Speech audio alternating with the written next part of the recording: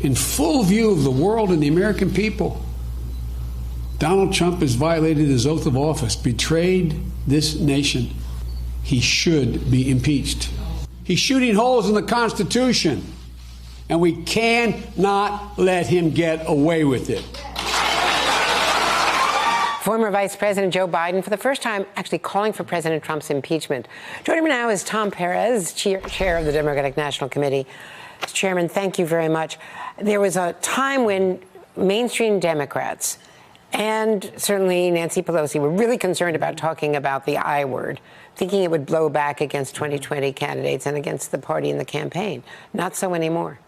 Well, this is unprecedented where we are right now, and this abuse of power is so clear. It's so simple to explain, and yet it's so insidious at the same time, Andrea. I mean, you have a foreign nation attacked by one of our fiercest adversaries. They need our help. The global community comes together. The Republicans and Democrats come together, and then this president says, we're holding up that foreign aid until I get a favor. That is unconscionable. That's an abuse of power. And this is a president I think people are really starting to see. And the dots that are being connected here, this is a president whose North Star is himself. He didn't call up the leader of Ukraine to say, I need a favor before I can give you this aid. I need you to buy wheat from Montana farmers, or I need you to buy cars from our U.S. workers. No, it's all about himself.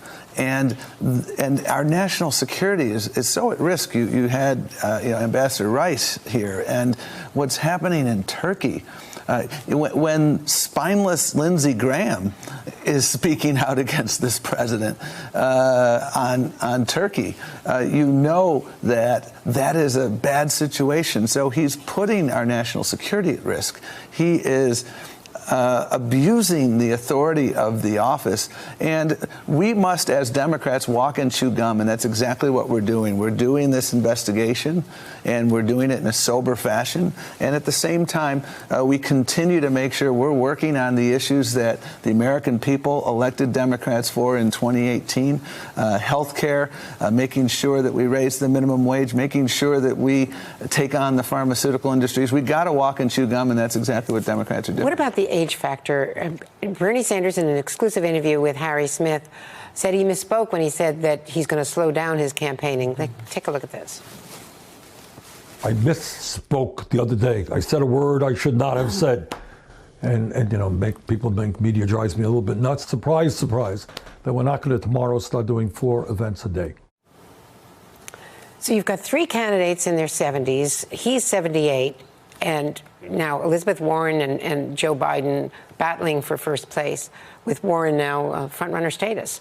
Does that concern you about being able to attract new voters, young voters, and sustain a tough fight with a nominee against the president? Oh, I think every one of the Democrats running for president has a ton of energy, is running a spirited campaign. I traveled for a week with Senator Sanders in 2017. His energy is boundless. The same thing with the vice president. I worked with him a lot, traveled with him a lot. Same thing with Elizabeth Warren and all the candidates. We have an embarrassment of riches, I think, in the Democratic field. And I think that is going to serve us well. And what all the candidates and what the events of these recent weeks especially crystallized for us is that it's not about any one candidate. It is truly about our democracy on the ballot. We're at a moral fork in the road here. We have a chronic democracy recession right now with this president. And everybody running for president understands they want to win. Of course you want to win when you run. But they understand that we must come together, and we will come together as Democrats around whoever the nominee is, because this is about health care. This is about women's reproductive health. This is about good jobs. And this is about our democracy as we know it. And I think the American people are starting to realize it, because this president is truly becoming unhinged. It's affecting our national security. He constantly puts himself over the public interest. We're going to have to leave it there for now, but we'll continue this conversation between now and, of course, the upcoming debate as well. We've got a debate next week, and then again, a new NBC News Washington Post debate will be in Georgia on November 20th. MSNBC and all of our platforms are going to be participating in that.